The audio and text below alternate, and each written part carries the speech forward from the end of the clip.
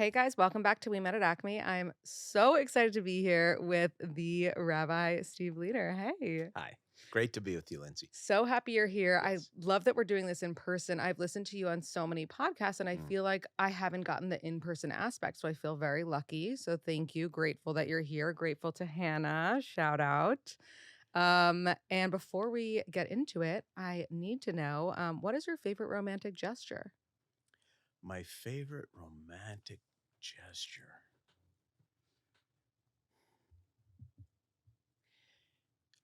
This is going to surprise you, I think. Okay. I like that. And I hope she doesn't mind me saying anything about it, but it's the truth. I think the most intimate, romantic thing I have ever done, still hard to talk about, was to empty my wife's drains after her double mastectomy. Mm. That's a romantic gesture. Oh yeah. That is a labor of love That's for sure. in there. Mm-hmm. So that's what jumped into my mind. Yeah. And I know it's not where you were going, but I think that's the difference between a wedding and a marriage. Oh, totally. What about something that has been done for you?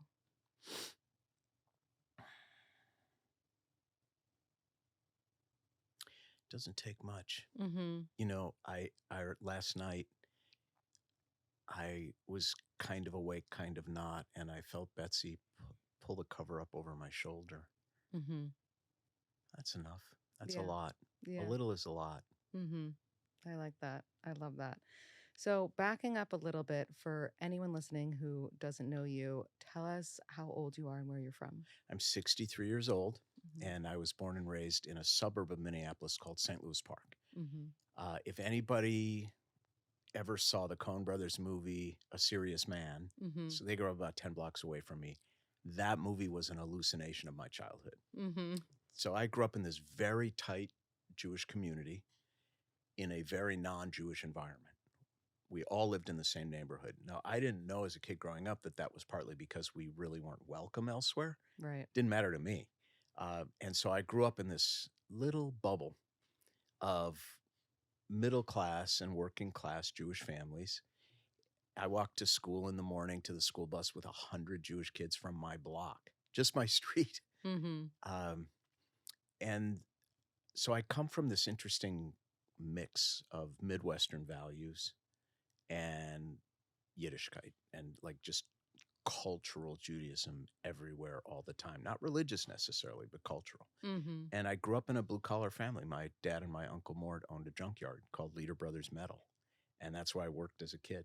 Mm-hmm. So I come from, and I'm one of 5 kids. My parents were 17 and 18 when they got married, and they had 5 kids before they were 30. Where are you in the I'm birth the order? 4th of 5. I have Okay. 3 older sisters and a Mm-hmm. younger brother. Mm-hmm. And so your family had this junkyard business. Right. You today are one of the most well-known rabbis in the world. How does one decide to become a rabbi, especially someone who's as contemporary seeming as you are? I mean, you think of a rabbi and you think of a rabbi, Yeah.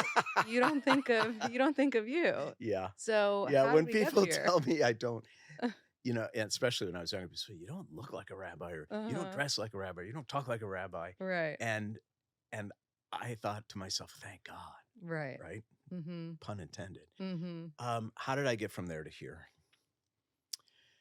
Well, in a way, when your option is a junkyard, Right. you start exploring other options. Mm-hmm. Okay, so let's start with that. I worked very hard. I've worked very hard my whole life. At 5 years old, I was scrubbing toilets and floors in a junkyard every Saturday. So I learned pretty early on that wasn't for me.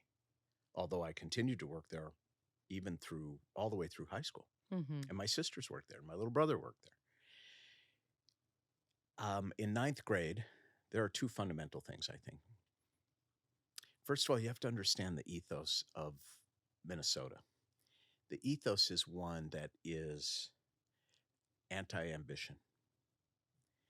being ambitious was not considered to be a good thing because the tall flower gets clipped. Mm-hmm. Keep your head down. Take over your business. Take over your father-in-law's business. Maybe be a dentist, but just don't get too big for your own britches, right? That's how I grew up. The idea was to stay one step behind everyone. And it was partly born of paranoia, Mm-hmm. and partly just that's the kind of Lutheran Scandinavian point of view Mm-hmm. that permeated. That was the majoritarian culture. Right. And in ninth grade, first of all, at 12 and a half, I loved having my bar mitzvah. I freaking loved being up there. I thought this is the greatest thing in the world. My little sermon about my Torah portion was an anthology of my poetry that I read to my friends and family. So I inflicted my adolescent angst on them in poetry. I loved being up there. Yeah. I felt special. Then, also a little bit more about this ethos. Because I was one of 5 kids and my parents were so young when they got married and knew so little about parenting. We can get into my sorry-ass childhood later if you want, but they were so... I heard it all, but I want to hear it again. They were so overwhelmed. Yeah. And if we wanted to do anything extra as kids, anything, we were on our own. You want to play hockey? Fine, walk to the rink. You want to play baseball? Ride your bike. You want to do theater? Take the bus. Like, we were on our own. And creative pursuits were dismissed as frivolous. Mm-hmm. You want to be a musician? Forget it. You want to be an actor? Forget it. You want to be a writer? Forget it. You're going to either go to law school and run Leder Brothers, or you're going to not go to law school and run Leder Brothers. Right. And creativity was dismissed as a complete waste of time, with one exception. Anything to do with the synagogue, that was okay. Mm. They'd drive me, and they would be proud of me.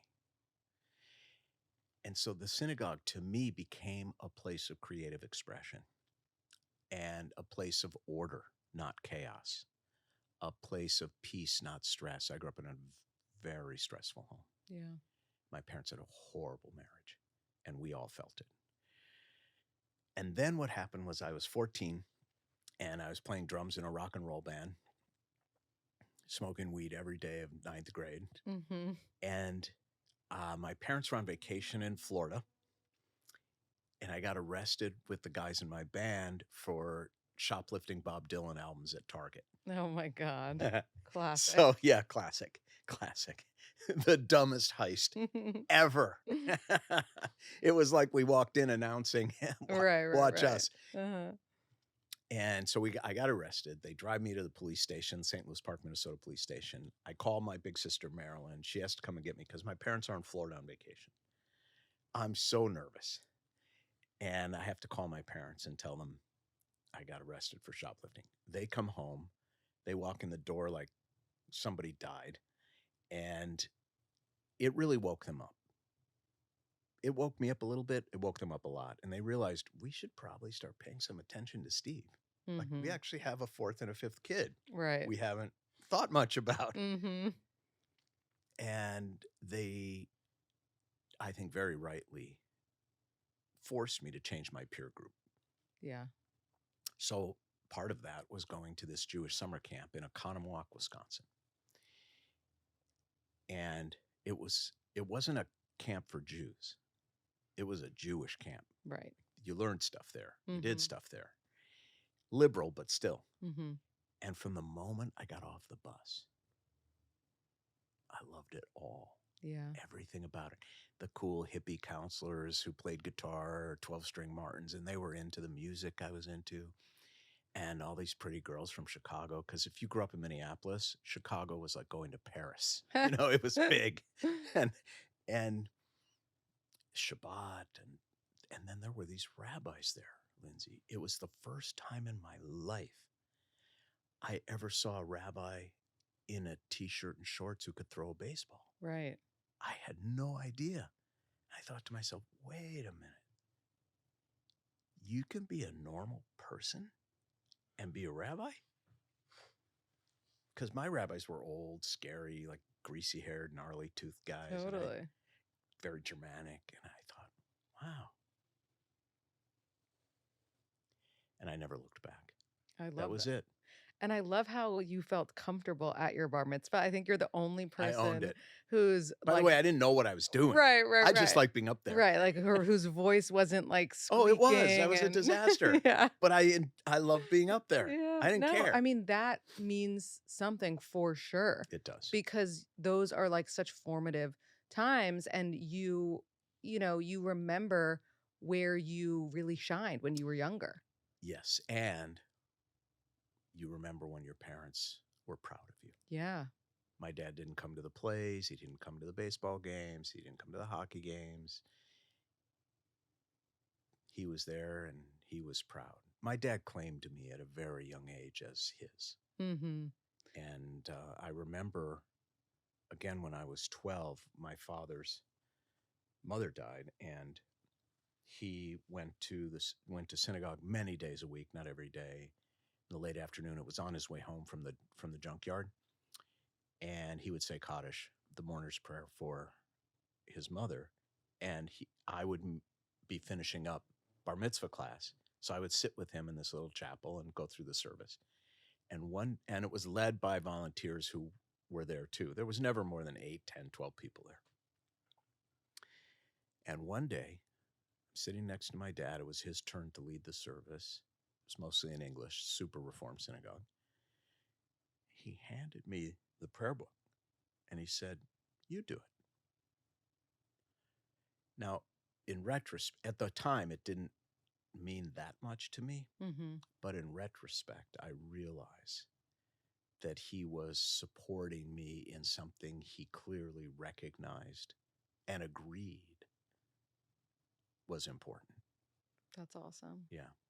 That's really cool. And then so you make this decision. This is where my passion is. This is what I want to do. Where does moving to LA come into the picture? Where does Betsy come into the picture? Mm-hmm. I assume the move was first and then you met her? No? Okay. Nope, So this is a good story. We're Buckle so up. excited. So first, the way you become a rabbi is you get an undergraduate degree, and then it's a 5-year program at one of the seminaries. Mm-hmm. So I went to Northwestern and I studied writing. Mm-hmm. I knew I wanted to become a rabbi, but I also knew that writing was a gift that I had. I wanted to get better at it, and that it would be an important tool in my rabbinate. Yeah. So I studied writing at Northwestern. Great school. I was in the You're in Paris, aka Chicago. Yes, I'm in Chicago, exactly. And everything's better there. Mm-hmm. And it was the first year of the writing program. They took 12 kids into poetry, 12 into essay, and 12 into fiction. And I got into the essay writing program. And I worked my ass off, and I learned so much. I learned much more in 4 years undergrad than I did in rabbinical school, much more. So then I applied to rabbinical school, Hebrew Union College, first year in Israel, 4 years in Cincinnati, which I refer to as warm Siberia. It's like the worst, the worst. However, so that's the process. Let's just finish that rabbi part. And then the way I ended up at Willshire Boulevard Temple in Los Angeles is when you're graduating from rabbinical school, it's kind of like graduating from law school. Mm-hmm. All the synagogues looking to hire a young associate rabbi come to the campus. You sign up, they interview you. If they like you, they fly you out for more interviews. And so I interviewed with lots of congregations, narrowed it down to a handful that I really liked who wanted me to come back out. And I remember they only give you 3 days for callbacks back then. So I went to Chicago, New York, Miami, Houston, LA in 3 days and interviewed. LA was the last. What was the New York temple? I'm so curious. Larchmont Temple. Okay. And I liked it, mm-hmm. but it felt to me back then, we're talking almost 40 years ago now, it felt like a place where people slept but didn't live. Uh-huh. And it just felt a little weird to me. I totally understood. Yeah. And I don't know. I didn't get the whole thing. Mm-hmm. I turned down a couple opportunities much later in Manhattan Mm-hmm. because I felt the kids were at ages when that wouldn't be a good move. Mm-hmm. In any case, chose Los Angeles for a couple of reasons. First of all, the senior rabbi at the time was the guy I felt I could learn the most from in my first 5 years. Yeah. There are 3 things that matter in your first job as a rabbi: the senior rabbi, the senior rabbi, and the senior rabbi. I didn't care if that guy had been in Des Moines, Iowa, I would have been there. Right. Because he was the one that year that I felt I could learn the most from. Mm-hmm. That was number 1. Number 2, at the time, Betsy was, when we met, she was living here in New York, working for 17 magazine. She was in the magazine business. Before that, she was in the fashion business. So there was no magazine business anywhere other than New York and LA. Right. And I didn't want to go to Larchmont. So we went to LA. And that's part of the reason. Now, the Betsy story. Yeah. Yeah. Let's Are you back ready? it up. I'm Buckle up. ready. Okay. So being a single Jewish man in Cincinnati, Ohio, and your opening line is, "I'm studying to become a rabbi," is about the worst dating profile in the worst environment for dating a Jewish woman you could possibly imagine. Totally. Okay? It's just not good. And I had just ended a fairly torturous, very long-term relationship with the woman who was my girlfriend in high school and college. Mm-hmm. And she dumped me for an Israeli soldier. So kind of wasn't a fair fight. Mm-hmm. No, not at all. I didn't have a chance. Totally. And Betsy was living in New York. She got Hodgkin's disease, had no family here, Mm-hmm. and needed treatment, needed radiation therapy. It was one of the first cancers they could cure. Yeah. And she had a brother living in Louisville, Kentucky, where the Humana hospital system is. So she went to stay with her brother and be treated for Hodgkin's disease. And then she went to her parents' home, this small town in Indiana, about 3 hours from Cincinnati, to recuperate. Now, I know this is a complicated story, but you'll edit this. When you're in rabbinical school, there's this thing called a student pulpit. So part of the curriculum is you have to spend one weekend a month for 2 years in some godforsaken little town that has like 20, 30 Jewish families, can't afford a full-time rabbi, and the student rabbi goes once a month for a weekend, and you just make sure the place still has a pulse. You just try to keep it going. Right. Mine was in Sherman, Texas. So that's a whole nother story, where they referred to me as Rabbi Steve Leder, the pastor from the Hebrew church. That's the kind of towns we're talking about. So Betsy grew up in this little town called Marion, Indiana, and it was a student pulpit. Mm-hmm. She's home recuperating, staying with her parents. Her dad's a doctor, her mother's a nurse. And she goes to services Friday night with her parents. She's the youngest person there by 30 years. And the student rabbi and his wife are there that weekend. They start talking, "What are you doing?" "I'm here, I'm recuperating, blah, blah, blah." And he said, "Well, why don't you come to Cincinnati with us for the week?" And she says, "Okay." They go to Cincinnati. And they bump into a friend of mine who says, "You should introduce her to Steve Leder. He's going to like her." Mm. So the wife of this student rabbi was my art teacher at this little Sunday school and Wednesday school I was running. It was my side hustle. I've always had a side hustle. You got to have a side. I've had 2 most of the time. Mm-hmm. So she walks Betsy into my funky little office in this synagogue to introduce Betsy to me. And I think she's introducing me because she's going to be a guest in the school that Wednesday. Mm-hmm. Betsy walks in. I can tell you exactly what she was wearing. She walks in the room, and the barometric pressure of the world changed. I just was, who is that? She's definitely not from Cincinnati, because Betsy's a chameleon. She adapts to the environment. Mm-hmm. You go to Africa with her, she's beaded up and in colors in a day. You go to Wisconsin with her, she blends right in. Right. You go to LA, you go to New York, she's a chameleon.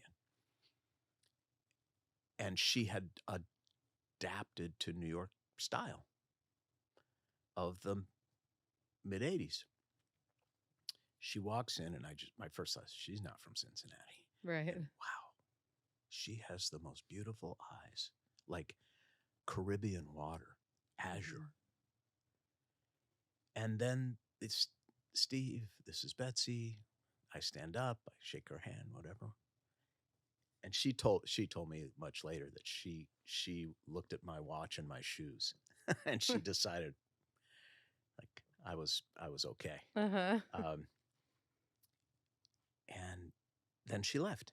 And then this woman comes back and leans over my desk, and she says, "Do you have a girlfriend?" I said, "Not right now, really." She said, "Well, Brad and I are busy tomorrow. We need somebody to go out with Betsy. Can you take her out for dinner tomorrow night?" Now, back then, we didn't have cell phones. I had a calendar, Right, little pocket calendar. So I said, "I don't know. Let me check." Now, I knew I had nothing to do the next night, but I was sort of playing it coy. So, well, let me look. I don't know. Yeah, well, I guess, have her come in after school. We'll figure it out. So Betsy comes back in. "Do you want to go out for dinner?" "Yes."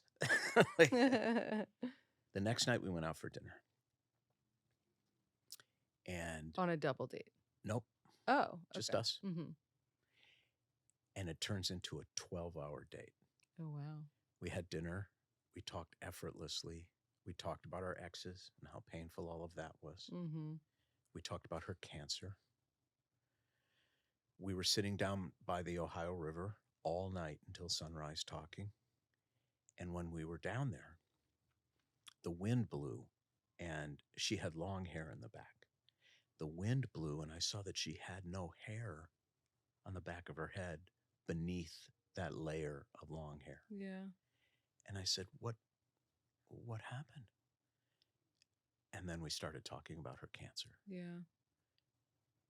And it was very deep and very real. Mm-hmm. And I could tell what an authentic, good, I don't mean this pejoratively, I mean this in the best possible way, simple person she was. And then it was like, I don't know, 6, 7 in the morning, and she had to drive back to Indiana. I didn't even know her last name.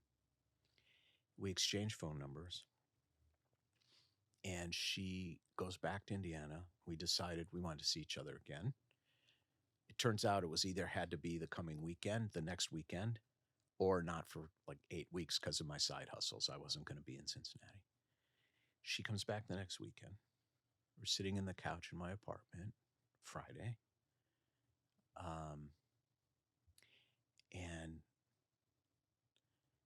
I just look at her as only a 24-year-old could, I just look at her and I said, I think you're it. And she looked at me and she said, I feel the same way. And then I said, so are we engaged? And she said, I guess so. Oh my God. And that was it. Uh-huh. And then she called her parents and said, I'm bringing this guy home for dinner tonight. Let's eat in the dining room, which meant something in her family, right? Mm-hmm. And I call my parents, who were at the time in Coronado in California. I call them, and my mom answers.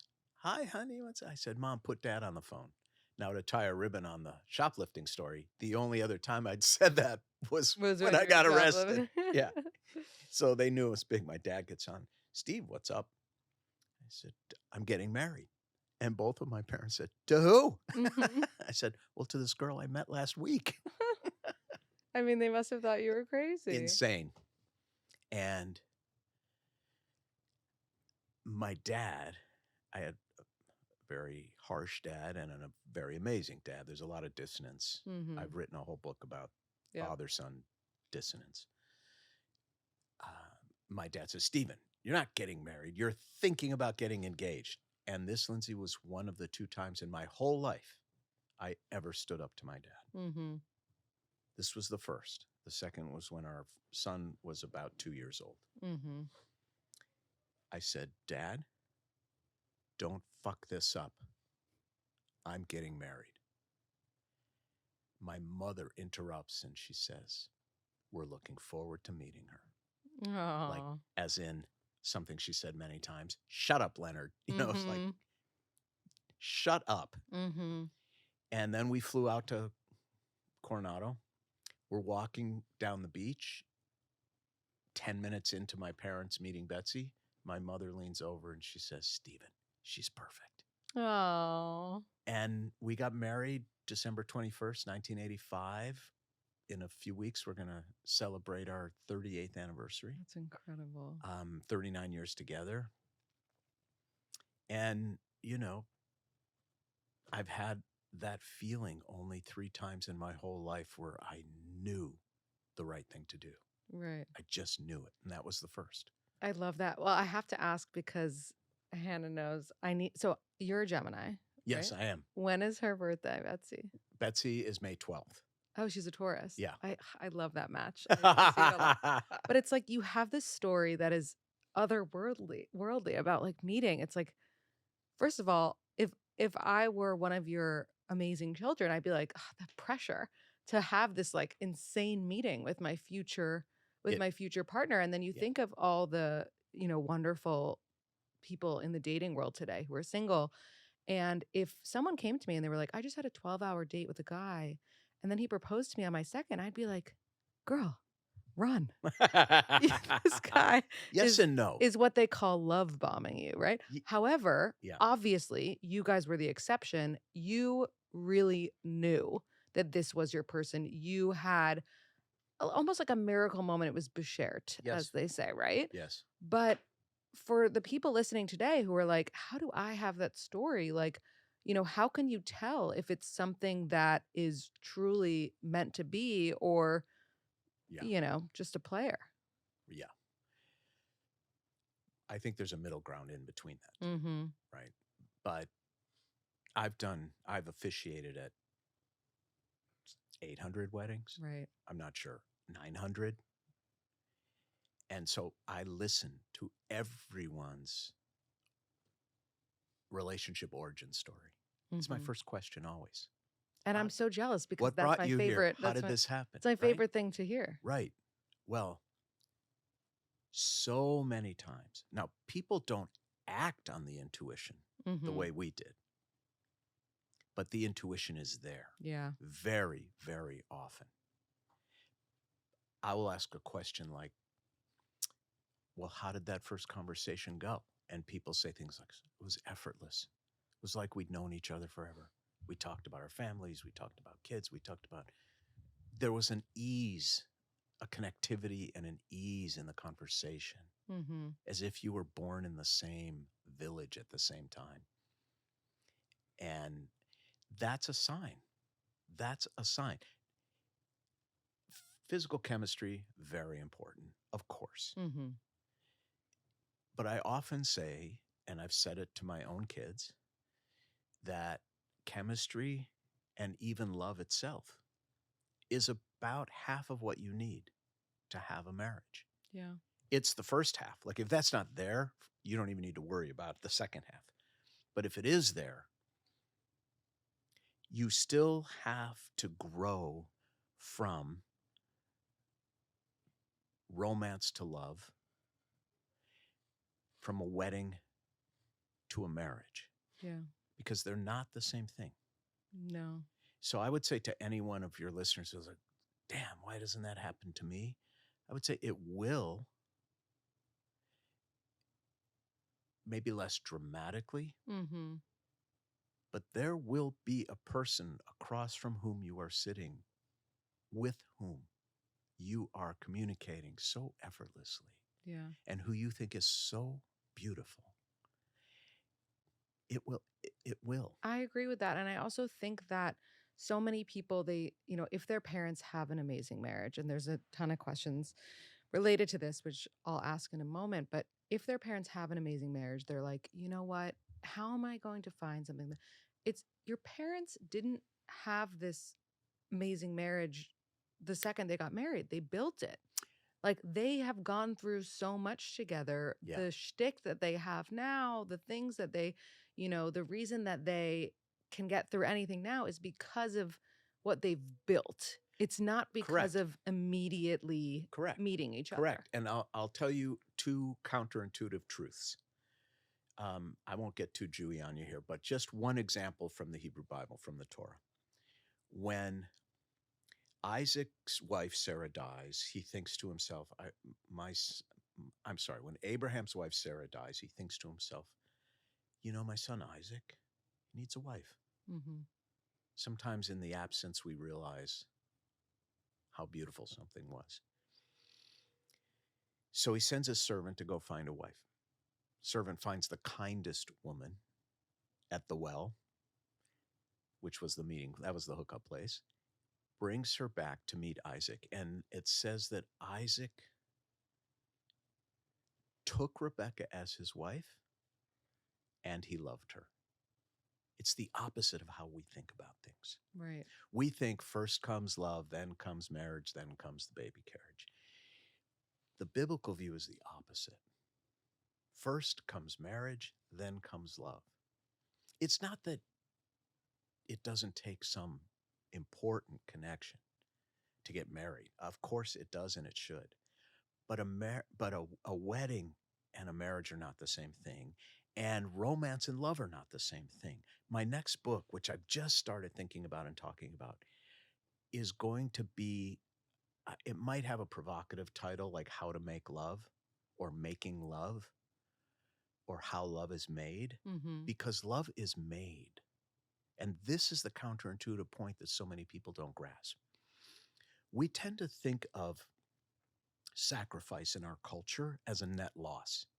It's a negative thing. She sacrificed so much. He paid the ultimate sacrifice. We in Western culture think about sacrifice as a net loss. The biblical word, the Hebrew word for sacrifice, korban, comes from a family of words that all mean to be near, to draw close. The word for relatives, the word for ingathering. Sacrifice was the way the ancients believed they could draw closer to God and to each other. You receive by giving. Mm-hmm. And that's what I mean by love is made. I'll give you a quick example from your own life. What are the two things that mean the most to you in your whole life? I guess. And you can make family one. Yeah. My family and my husband, but my husband is my family. Yes. Okay. So family and? Family and health. Okay. Right? Because without those. Well, and what are the two things you have sacrificed the most for in your life? Oh my God. I'm like, have I sacrificed enough? No. What are the things you've given the most to? My family, I guess, and my friends too. Your family, your relationships. Yeah. And that's what's most important to you. Mm-hmm. Do you see it? Yeah. The thing that you've given the most to is the thing that's most precious to you. Right. That's why I say love is made. Mm-hmm. Yeah. And that's the difference between a wedding and a marriage. A wedding is a glimpse. It's just a peek at the potential you have for human fulfillment and human love. But the marriage is about giving and giving and giving. Anybody who tells you marriage is 50-50 knows nothing about marriage. It's never 50-50. Totally. It always ebbs and flows and it has to. Mm-hmm. It has to. Lindsey, I got nothing today. I'm exhausted. My head hurts. I might have COVID. I can only give 2%. That's okay. I got you. Oh, I'm so tired. My back hurts. The baby's kicking. I got it. I got dinner. It's never 50-50. Right. Nor should it be, because 50-50 means you're keeping score. Mm-hmm. And you want to ruin a relationship, keep score. Yeah, no, exactly. Or as my mother lived, forgive and remind. That's so true. I mean, there's rarely ever been a moment, and I've only been married for 2 years. You've been married almost 40, where it was 50-50. And I like ever was like, oh yeah, he did this, so I'll do that. Like, you know, we had a situation this summer where he had back surgery Mm. and I was in my first trimester, miserable. And I slept with him at the hospital. And it couldn't have had less to do with me. When maybe it should have, but it couldn't have. It was 100% him. And that's okay because the pendulum is gonna swing. Even if it doesn't. Right. Does the pendulum ever really swing with children? No, probably If not. you're keeping score in a way, Mhm. absolutely not. Mhm. But that's love. Right. That's love. Mhm. And that's the journey of it. And it is never, what your earlier comment kind of implied, like, well, you get in a groove at a certain point and it gets easier. Mhm. That's true, but it never gets easy. Mhm. It gets easier. Mm. What you develop are skills at diagnosing and resolving conflict faster. Right. But the conflicts exist, of course. Mhm. And you get this ability, which I think is so important in facing any kind of difficult challenge or painful situation or loss. Very often, for example, when people come to see me on what I call my couch of tears in my office with some horrible situation, I ask them, before this, what was the most difficult thing you've ever been through? And they always know what it is. Well, my mom died. I said, well, how did you get through that? Well, I leaned on my husband, and I leaned on my family and my friends, and I took good care of myself, and I leaned more heavily into my faith. I said, well, that's how you're going to get through this. Right. You have been here before. You have the blueprint. Yes. So that's what a mature marriage gives you. Mm-hmm. I've always wanted to write a book called How to Have Your Second Child First. I was going to ask you when this book is coming out because I need it before January. Well, here's the thing. And this is the truth of love and sacrifice, or really sacrifice and love. It's a great title, How to Have Your Second Baby First. So good. You need to like But you copyright it. cannot write the book. Yeah. It's impossible. Mm-hmm. You cannot have your second baby Because first. You have to live it. Right. I mean, but that's the contents of the book, maybe. Maybe. Yeah, it's a hell of a title. I know. But first, I think I'm going to write this book about making love, Yeah. Because it is made. Yeah. It's not just bought or it's not just chemistry. Mm-mm. If it was just chemistry, I don't think anybody would be married. Right. But unfortunately, a lot of people think that it is just chemistry. So it's good. They need to hear this. And speaking of things that people need to hear, we have a lot of questions that came in for you. This one is kind of related to what we were talking about before. What questions do you ask couples in the pre-marriage interviews when they're like, we need you to officiate our wedding? And you're like, hold on. Yeah. Let me make sure that you... Well, there's a whole process. I meet with couples 5 times before I officiate at their weddings. And if they're not willing to do that, I tell them I'm not your guy. Mm-hmm. They also have to join the congregation because I'm not for rent. Mm-hmm. I sit them down. What's your husband's name? Stephen. Stephen. Yeah. I would, if you were coming to your first appointment with me, I would sit you down and say, Lindsey, Stephen, the first thing I want you to know is I take what we're about to do together very seriously. Mm-hmm. I don't mean I'm this heavy, serious guy all the time, but what we're going to do together, I take very seriously for a very important reason. Number one, I don't want you to feel like you're being married by a stranger, because that happens all the time. You can rent a rabbi like you can rent a caterer and a florist. Number two, I don't want to marry strangers because then I'm acting and it's phony. And I have no interest in being the rabbi for your wedding.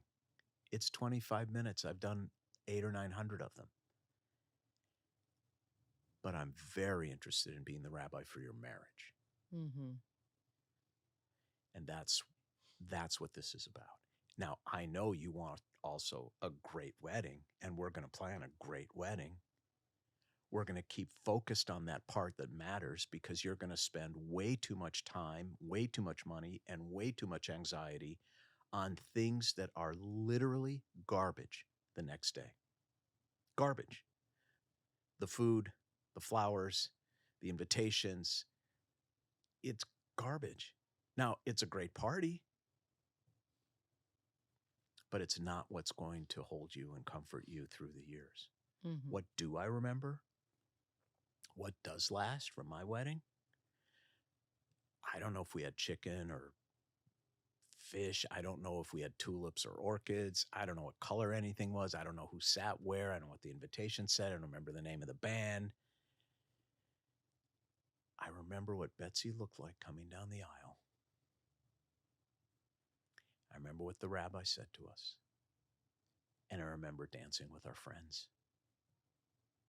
And I sat behind the drums for part of the night. Mm-hmm. That's what I remember. Yeah. So we, Lindsey and Stephen, we're going to focus in here on the part that matters. You're going to lose control over the rest of it, but not in here. Mm-hmm. And that's sort of how it starts. And then I asked, look, tell me how you got here. Let's hear the story. Mm-hmm. And then we go from there. Now, to your question about sort of beta testing the relationship. Sure. This maybe I wouldn't have done as a much younger rabbi, but now I have, I think, the intuition to do it. You'll come in for the second appointment and I'll say, how are things going? And I'll watch very carefully. And I can tell in a nanosecond if the two of you are stressed about something, if there's a problem, whatever. I can tell. Right. Well, we're okay. Really? What's just okay? And then it starts. Well, Stephen's mother, or well, my sister this, or my father's second wife that, or well, we're trying to decide LA or New York and we can't figure it out, or I don't know, I want to keep working and he doesn't want me to work, or I don't want to change my name, or I did. Something is starting to percolate up to the surface. And then we go into it. Mm-hmm. And then I get to have the opportunity to talk about, and sometimes people make a huge mistake, which is, well, but once the wedding's over, yeah, we'll be fine. This is all about the wedding. No, it's not. Oh, no. There's always external pressure and stress. It's going to be about what to name the baby, or where to live, or, which job to take, or what to do about your loser brother-in-law, or whatever it is. Always be something. Yes. And so really it comes down to, what is your skill set as a couple to diagnose and peacefully and lovingly resolve conflict? And Lindsey, Stephen, you do not have to live like this, and you do not want to be standing under the chuppah like this. So let me give you 3 names. I think you would really benefit from some coaching about how to talk to each other. And then I refer them, and they get the help they need. I don't have the time or the expertise to be an MFT, but I know enough to see a problem. Totally. And then I get them the help they need, and then we start working on a parallel track of rabbi, therapist, ceremony, other issues, and that's sort of how it goes. But in these, 800 plus weddings that you've done, I imagine there's at least one couple that didn't make it down the aisle. At least one. My batting average is pretty good, but it's not perfect. I mean, that has nothing to do with you. Well, sometimes it could.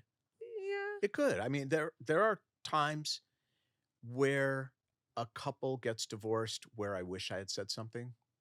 I usually do say something, and I don't hold myself responsible for most of them. But there are a couple where I think, I thought he might have been gay. Things like that. What is something that, looking back, you knew it wasn't going to work out? Like, what is a sign? I have counseled many couples to postpone. I never say cancel, because that's too bitter a pill to swallow. So I say, Lindsey, Stephen, this is such a difficult and important thing for you to learn to work through. maybe we wait. Mm-hmm. You don't want to feel like this under the chuppah. Why don't we wait and let you? Because I got some news for you. When people say marriage is work, this is what they're talking about. They're not talking about who picks up the dry cleaning and who picks up the dog shit. They're talking about this. They're talking about how hard it is to see the world through another person's eyes with some empathy and kindness. So let's keep working on this. So I always counsel postponement, not cancellation. So listen up. If you hear your rabbi say, "Let's wait," you should probably think about your or think about your rabbi. I mean, I don't know. I'm not No, always no. right, but I will say, listen, Yeah. I'm not God, but this is no way to live. Right. And you don't have to live this way. Mm-hmm. You can learn better and be better and do better. Mm-hmm. And that's sort of how I tap the brakes, if necessary. But yeah, people still grow apart. And there are still infidelities, which are not always of a sexual nature. There's financial infidelity. There's time infidelity. Like, I thought we were going to be together more. Right. Infidelity. There's obviously infidelity. And even all of these things can be survived and even good for a marriage in a sense. I mean, I often say to people, some people are lucky enough to have their second marriage in their first marriage. Mm-hmm. Something happens and you really have to face each other and the truth of what's missing. Yeah. And then you have a second marriage within your first. Sometimes you cannot reconcile, but you have a great second marriage. Yeah. So it's an opportunity, but not always one that is successful. I have to tell my dad's joke that he says because he would be so upset if I didn't.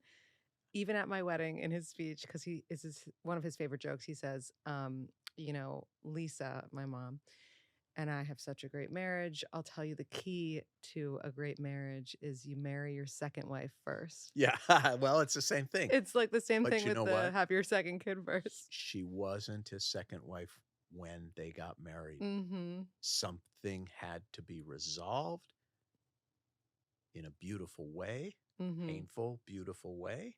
Pain is the only teacher. There is no other teacher than right. And then you get that second. It's true. Although I think that his joke is more surface level, is more like, oh, the second wife is, hotter and younger. Yeah. Type thing. But yeah.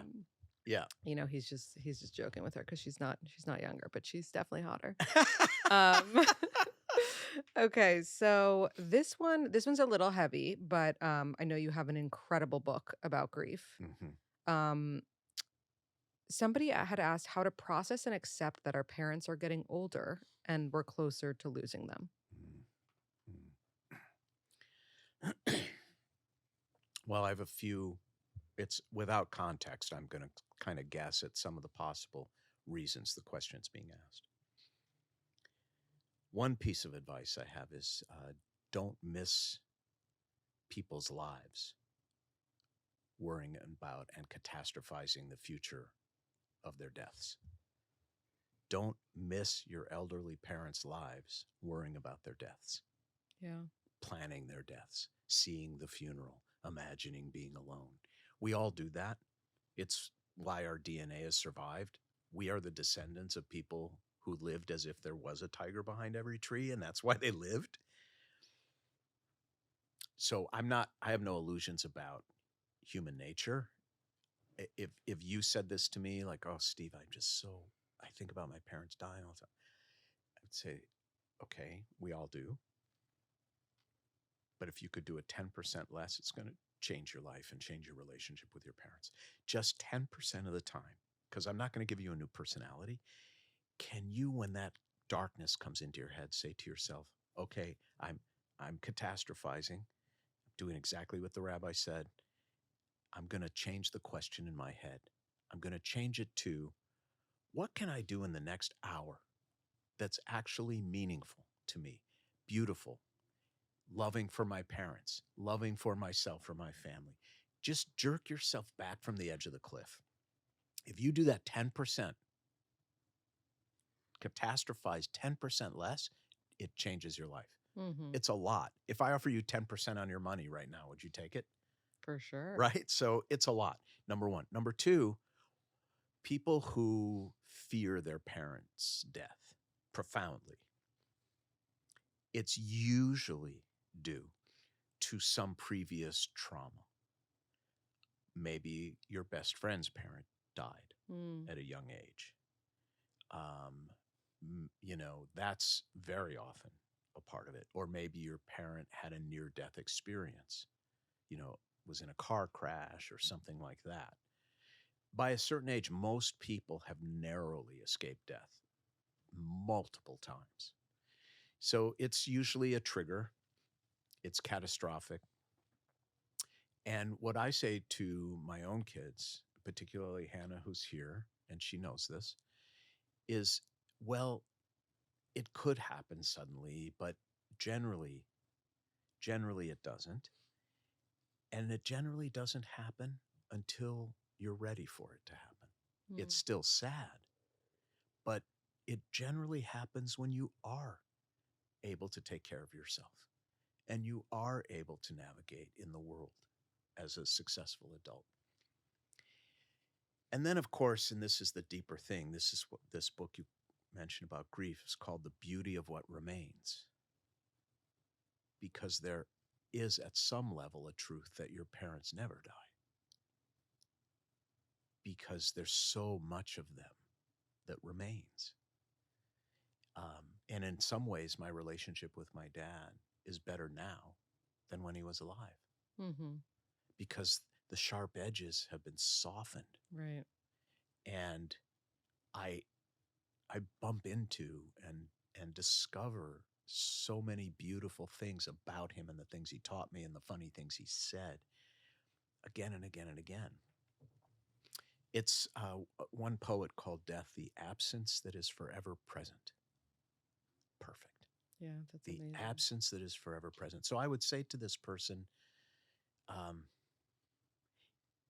it most probably won't happen until you are able to manage it.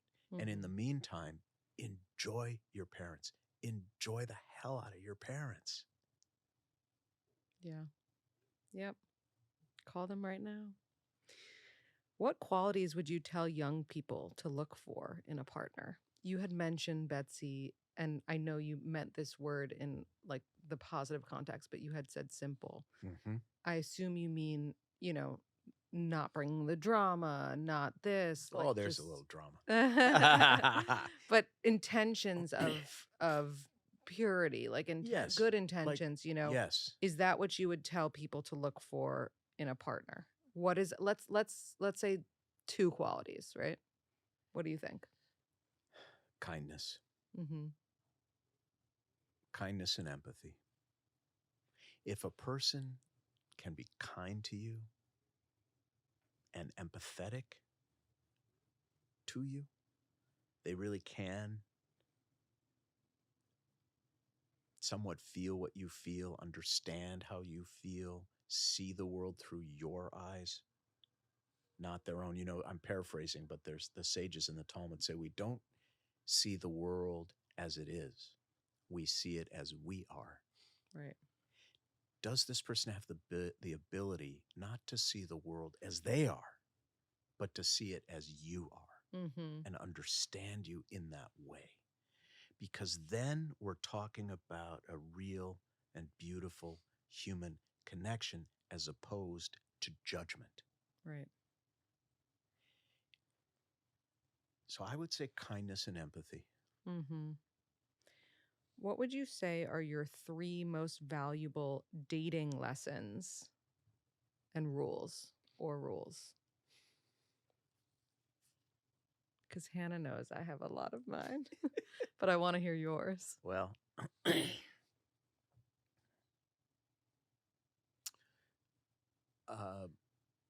physicality is important. Mm-hmm. You got to think the other person is attractive, sexy, hot, whatever words you want to use. Totally. If that's not there, it's going to be an uphill push. Yeah. It goes away, honestly, to some degree. Looks fade. Yeah. But it's important. Chemistry is important. secondly, I would say if it's a problem when you're dating, it's going to be a problem when you're married. Oh, totally. Okay, don't fool yourself. Marriage is not a Band-Aid. Kids are not a Band-Aid. No. I mean, they are a Band-Aid in that a Band-Aid doesn't actually Cure anything. cure No, anything. if you do not find the other person's faults to be endearing when you're dating, they are not going to become endearing because you're married. They're going to be like 10 times. Yes. Okay. It's exponentially more difficult. Okay. And the other thing I would say is you can overcome or live with the reality of not enjoying the other person's family. Now, it's great when young couples say to me, he loves my family, I love his family. But if that's missing, if on the other hand, you hear someone say, I cannot tolerate my mother-in-law, I can't do it. You can get married and stay married pretty well. Yeah. Okay. As long as there's some empathy and some kindness all around. So much of it depends on that. Right. The rest, honestly, is a kind of mellowing process and a hardening process. I know those are antithetical ideas, but you both mellow and harden in a way. You learn each other's non-negotiables, and so those would be my three. Physicality is important, and getting married doesn't change the things that bother you or the things you love. It's not a cure, and you can overcome the other person's family not being ideal. Yeah, that's good to know, because I know a lot of people write in about the issues with their in-laws. You obviously, I mean, but correct me if I'm wrong, didn't have any doubts with Betsy before getting married. Zero. But how much doubt is normal or okay when moving towards marriage? Because, by the way, I didn't have any doubts either. Yeah. And I say that and people are like, that's bullshit. Or I have doubts and you're making me feel bad, But I do think that there's two kinds of people. There's just some people who don't have doubts in general, like low anxiety, and then there are some people who just like overthink things. Yes. There are people who trust their intuition more than others. Right. For sure. It's kind of hard to answer when I don't really know what doubt we're talking about. I would say look, I have only my own experience. The only thing we really know is our own lives. And even that we barely grasp.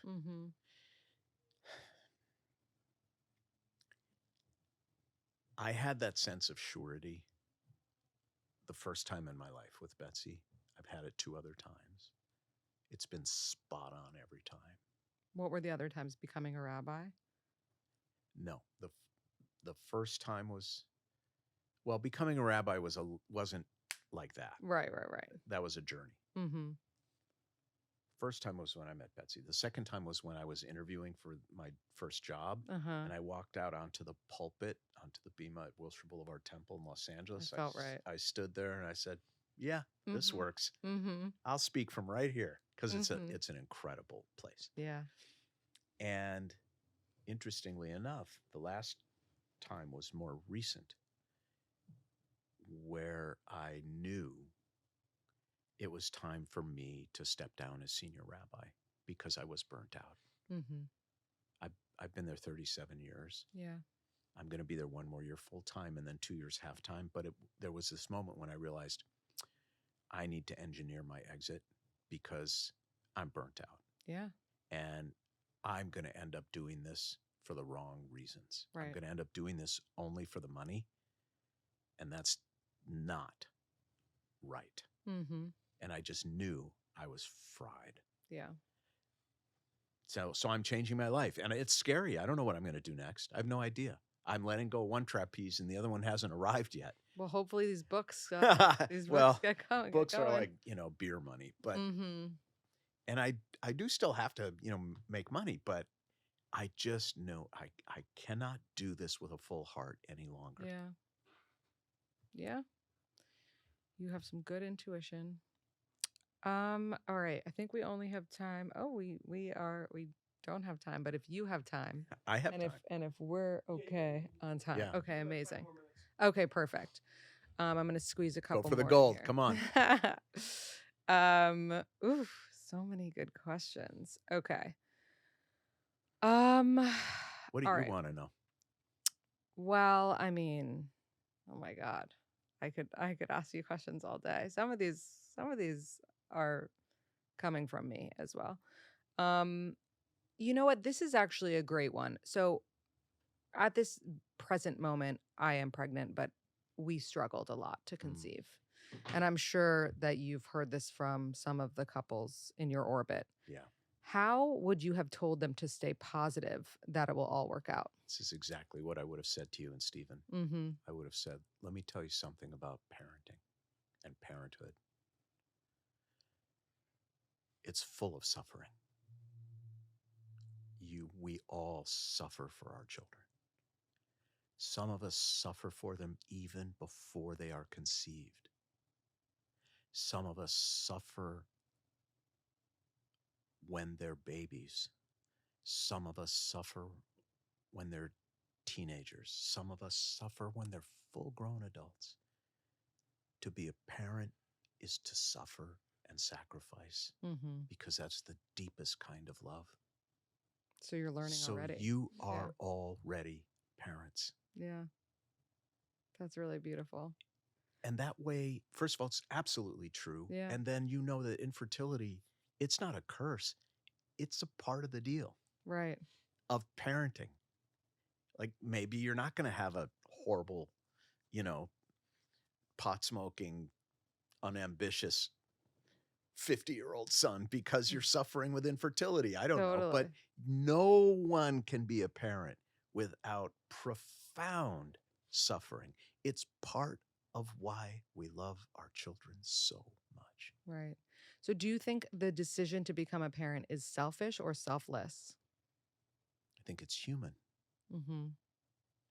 We have within us an urge for life.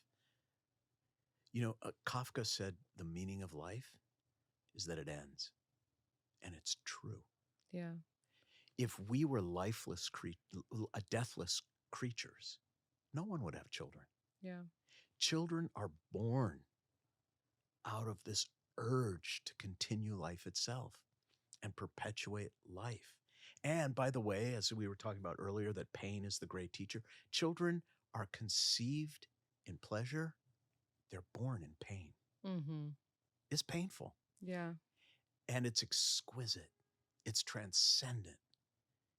And it's the most fun you will ever have in your whole life. Lindsey, you are headed for the most fun. They're a riot. It's a 24-hour circus in your house. I'm so excited. It's the best. And it hurts sometimes. Yeah.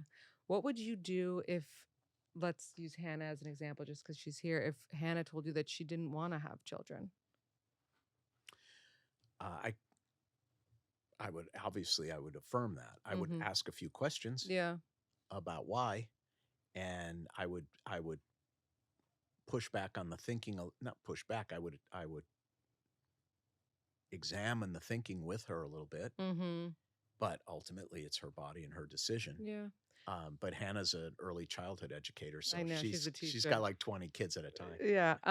And if someone ends up doing IVF, I've heard we ended up doing IVF, and I've heard some people say it feels not natural, right? Because it's not like God related. Mm-hmm. How can not God related? It's the most miraculous thing ever. Thank you. Yes. It's far more God related than, think about the joining together of purpose and intellect required to create life, to be God's partner in creating life. Think about that. That's very godly. We're God's partners. Your doctors were God's partners, God's hands. Yeah. The only way God's will can be done on earth is through us. So those were the hands of God. Right. And it will it will be a transcendent, powerful experience. I have never, ever, in my almost 40 years as a rabbi, encountered a single parent who didn't feel their child at birth was a gift from God. Yeah. Yeah. If you're not a believer before you give birth, you will be. Oh, for sure. So I can't tell you how you should feel. I can just tell you how I see it. Is a child, my brother and his husband Tom adopted an 18-month-old baby from Ukraine 23 years ago. They went in and asked for the sickest little baby in the orphanage, and they brought him home. Those were the hands of God. Yeah. And he's now, by the way, not that this is such a big accomplishment, he's the tallest kid in the Leder family for sure. Amazing. You know, he's like this big 5'9", 10 Ukrainian kid. He's a great kid, Elliot. And they saved his life. Yeah. Those are the hands of God. Totally. You're in for one of life's most transcendent and meaningful moments. I'm so excited. Okay, my last question for you, and then we're going to end with a kind of quote or piece of advice from you, even though we've gotten so many already. What is one thing that you can share? We'll make it, for me, but I know it's for so many people listening, to keep that specialness of your marriage after kids, after these kids are running around and it seems like all you can talk about is when they've eaten and when they've, pooped and whatever. How are we keeping the marriage special? Because that comes first, right? Well, the baby is a part of the marriage. Mm-hmm. You're also married to the baby. It's beautiful. I would say, back to the sort of dominant theme we've developed here, give. Give and give. Do more for each other. Yeah. Do more for each other. Do more for each other. And then that wedding really becomes a marriage. I love it. I could keep you here forever if it were up to me. We'll do another one. But can you leave us with a quote or piece of advice, something that we can take away that, that you can share with us?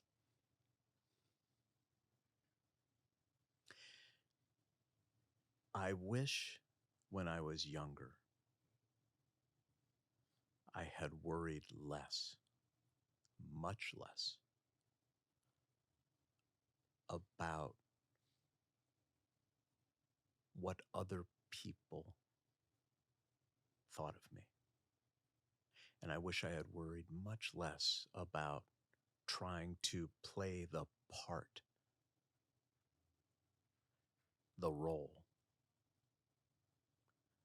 of who other people thought I should be. Mm-hmm. Kabuki is no way to live. It's painful. Love it. Thank you so much. Where can everybody find you? Read all your books. Yeah. Support you. You can find all the books on Amazon. You can find me on Instagram. Mostly I engage on Instagram, which is at Steve_Leder, Leder.